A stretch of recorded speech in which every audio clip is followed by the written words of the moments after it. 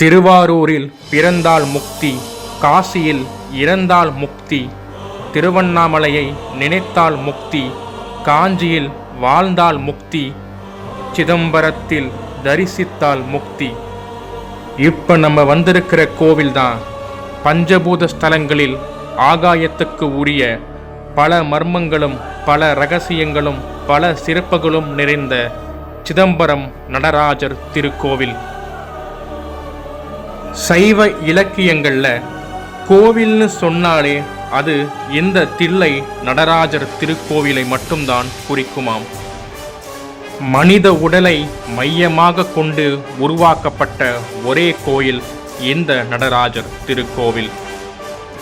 அப்பர், சுந்தரர், சம்பந்தர் இவர்கள் எழுதிய தேவார பாடல்கள் கிட்டத்தட்ட 200 ஆண்டுகளாக பாதுகாக்கப்பட்ட இடமும் இந்த நடராஜர் திருக்கோவிலில்தான்.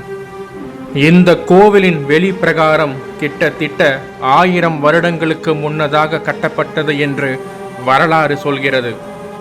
ஆனால் இந்த கோவிலின் உட்புறத்தில் இருக்கும் சிற்பங்களும் நடராஜர் வீற்றிருக்கும் கருவறையும் மிக மிக பழமையானது என்றும் எந்த காலத்தில் கட்டப்பட்டது என்றும் இன்று வரை யாராலும் உறுதியாக சொல்ல முடியவில்லை.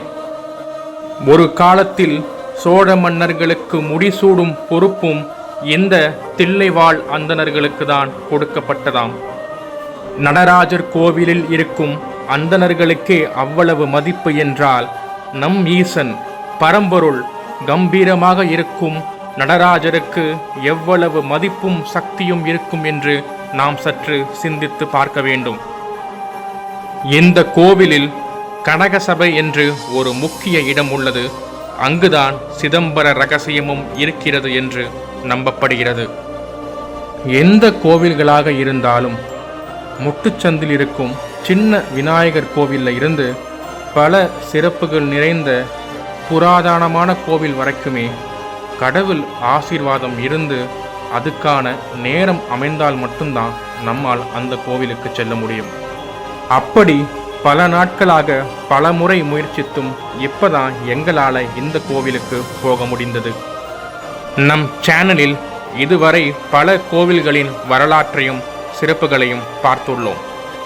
அடுத்த சில நாட்களுக்கு இந்த பிரம்மாண்டமான பல அதிசயங்களும் மர்மங்களும் நிறைந்த சிதம்பர நடராஜர் கோவிலின் வரலாற்றையும் சிறப்புகளையும் பற்றி தான் தெரிந்து கொள்ளப் போகிறோம். சேனலை சப்ஸ்கிரைப் பண்ணி வச்சுக்கோங்க. அடுத்த பதிவில் சந்திப்போம். நன்றி.